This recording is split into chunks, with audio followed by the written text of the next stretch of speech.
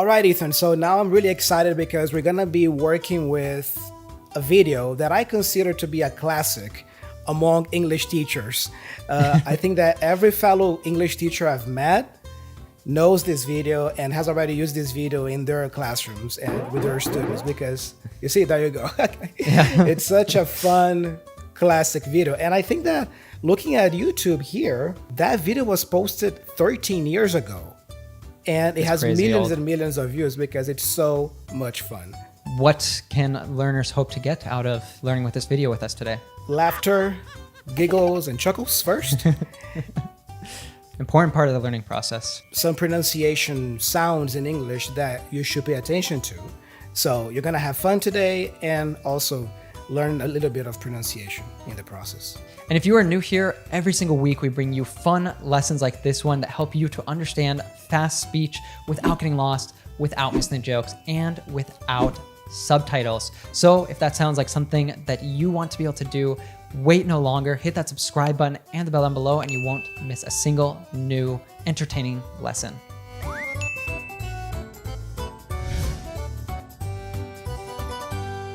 One day I'm going to Malta to bigger hotel. In the morning I go down to eat a breakfast. I tell a waitress I want 2 pieces of toast. She brings me only 1 piece. I tell her I want 2 pieces. She say go to the toilet. I say you no understand, I want to piss on my plate. She say you better no piss on the plate, you son of a bitch. I don't even know the lady and she calling me a son of a bitch. Later, I go to eat at a bigger restaurant. The waitress brings me a spoon and a knife, but no fork. I tell her I want the fork. She tell me everyone want a fork. I tell her you no understand, I want a fork on the table. She say you better not fork on the table, you son of a bitch. So I go back to my room in a hotel, and there is no sheets on the bed. Call the manager and tell him I want a shit. He tell me to go to the toilet. I say, you don't understand, I want a shit on my bed. He say, you better not shit on my bed, you son of a bitch.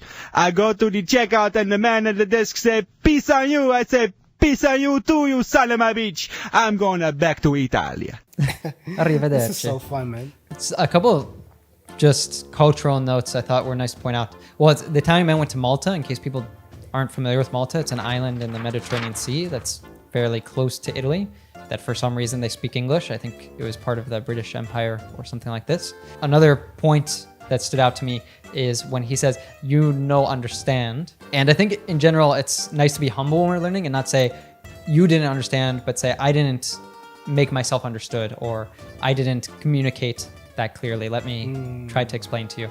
So always take the humble position of, you didn't understand, it's actually probably my fault. I didn't help you to understand me. So let me help you to understand me. I like that. You take it upon yourself. Okay, maybe I wasn't clear enough, or I didn't make myself clear enough. So let me rephrase that. Ego trip there that I find also happens to me sometimes when people don't understand me when I'm speaking another language. I get frustrated and my first reaction is, this person's not listening to me. But in fact, it's my second language. I probably made some mistake. I probably didn't articulate enough or pronounce something correctly, which is what happens here with his pronunciation. So we're going to take a look at that. So starting off here, Ethan, the first scene there, I believe at the restaurant, he asks for 2 pieces of toast at first. The waitress says, go to the toilet, because probably she understood piss. Yeah. He said 2 pieces as pieces of toast, but she understood piss. So we already have here the difference between these 2 words. You have a piece of something, that's the E sound, versus piss with the I sound. Piece, piss. To piss is an informal word that means to urinate, to go number 1 in the bathroom. Ooh, go number 1 or go number 2. That's for your non-vulgar English. We use that a lot. The misunderstanding here actually though was because he didn't use the plural.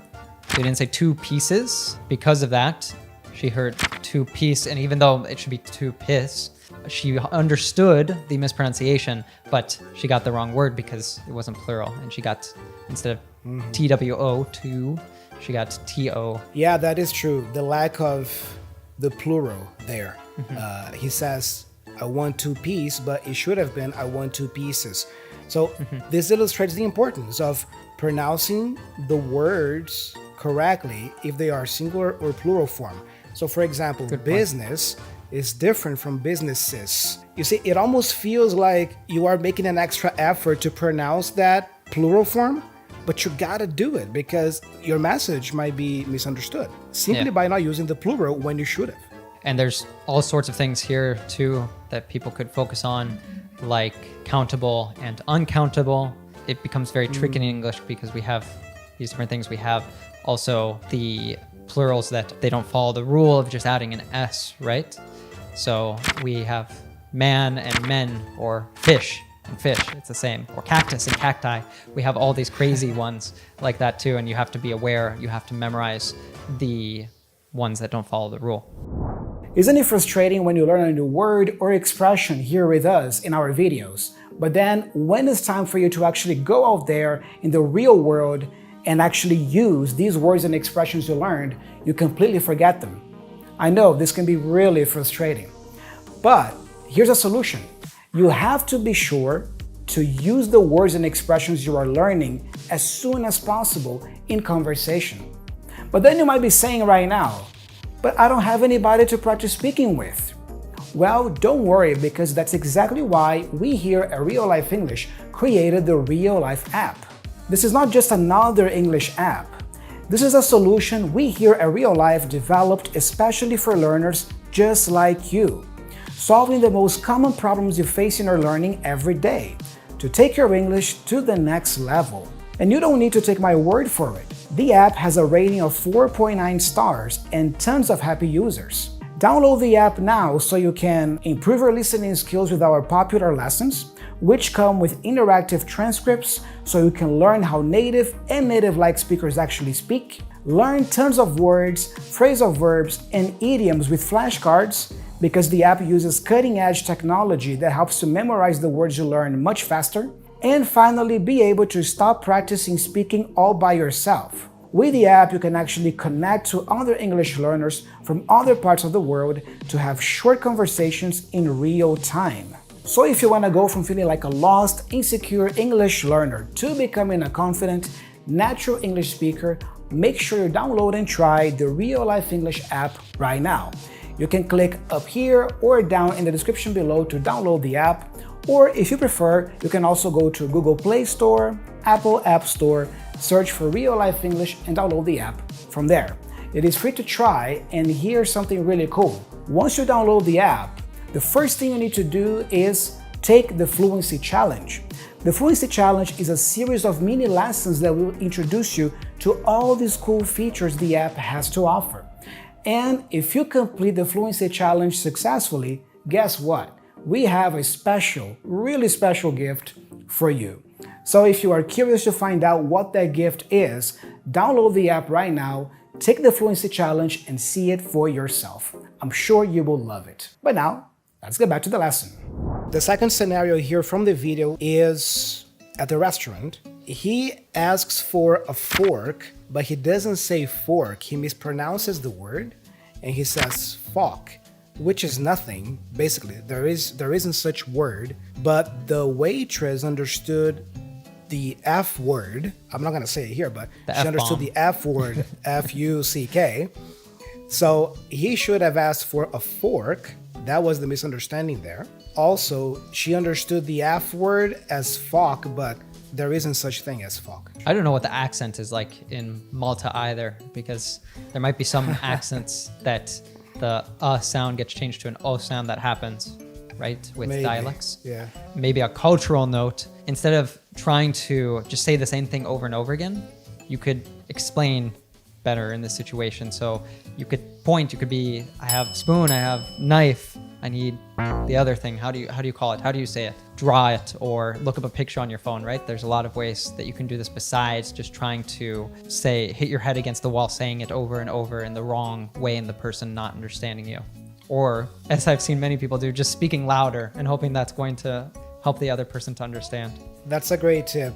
Pointing at the thing you are trying to name if you are not sure how to pronounce that. I forgot to mention about the beach word as well, because I think in all the instances, he is called a son of a beach, but beach is the place to go to on vacation, for example. Exactly. It's not bitch, there is misunderstanding happening there too. And it's the same with peace, piss. It's the same sounds. Beach, bitch, peace, piss. And then It's the E, next E, one E. we're going to look at is the same problem of E and I. So this Italian man obviously needs to practice his minimal pairs with E and I. Sheep, ship. Yeah, which brings us to the last scene here. He needs sheets on his bed. So he says, I want a sheet. But then the hotel manager understands that he wants to shit, and then shit on the bed, and the whole misunderstanding continues. That's the same one that we just said, right? Is E and I. So the one that goes on the bed is a sheet. The other thing here too, because we didn't talk so much about the production of these sounds, but the one that's in shit, bitch, ship, piss, they're short sound. It's I. Very fast. The other one is a long E sound. And you can even exaggerate this. That's another good tip is when in doubt, really exaggerate the sound. So if you're trying to say that you're going to go to the beach this weekend and you want to make sure you're understood, just make it a long sound. Beach. I'm going to the beach this weekend with some friends. And no one's going to think you're saying I'm going to the bitch this weekend. I like to also deliberately smile if I'm working on that sound. So you just go a little bit like this. So you go beach and leave. Simply by smiling, that's going to help you produce that sound. And what's the last confuddlement here? The confusion. That's a good one. This is interesting because the guy at the checkout says, peace on you. And then the Italian man thinks he was saying piss on you. First of all, Ethan, is that an expression like that hippies used to use? Like, hey, man, peace on you. Yeah. Like, stay safe, something like that? I wouldn't use that expression nowadays. Actually, we'll just say peace. People will say peace as an alternative to say goodbye, like peace out or peace. Peace. Just meaning exactly that. See you later. But peace on you, it'd be a friendly way to say, go with peace, go on your journey without any violence, any crazy things happening to you.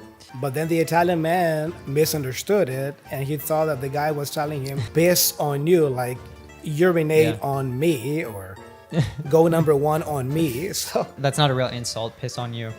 Like, I don't know. There's similar ones like go F yourself or go to hell, right? That you would say in that case. So he also imagined an insult here that does not exist. So Ethan, after having watched this video, maybe what is the takeaway or the takeaways for learners that we can extract here? What are the lessons maybe we can extract from this video, this fun video? Don't go on vacation to Malta. That was the message, right? What we were saying before is that pronunciation is really important, even if you don't care about sounding like a native. It's very important because it helps you to understand these subtle differences in language.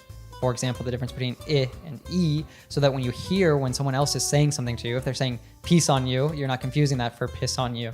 And these happen all the time that we think we heard another word just because usually it's over dependence on our eyes, over dependence on seeing things spelled and so on, and applying pronunciation from our own language to English, which is a non-phonetic language. That doesn't usually work in probably 75 to 90% of cases. To me, this video is a good reminder of the fact that English is full of subtleties when it comes to pronunciation and the difference between the sounds. So as a learner, as a non-native speaker, we have to remember that and accept this fact that the differences in the sounds of the English language, they are small and subtle. To us, depending on our native language, it might not make much of a difference. We might not see it, but if you are speaking to a native speaker, they notice it. So Right. I guess just keep that in mind. There's a whole psychological aspect here too, because we feel personally offended when someone doesn't understand us. And through practice, you'll get more comfortable with when someone doesn't understand you. It's not the end of the world. Find another way to communicate it. So a great way you can do this is the Real Life English app, because you get to have all these short conversations where if someone doesn't understand you, it's no big deal. You're on to the next conversation very quickly. And it also just helps you to build that armor against letting your ego get too big with these mistakes and realizing, okay, the mistakes, don't sweat it, not a big deal. I'm going to make these all the time, but I'm going to learn from them. And tomorrow, next week, in a month, I'm going to be better. You see how many things we can learn from just 1 minute of a fun clip? Yeah, there you go. So I recommend too people watch that again and try to themselves practice saying those words the correct way. This sentence, the earlier sentence we gave as an example that about the Titanic, reminded me of this song, My Heart Will Go On by Celine Dion from this very movie.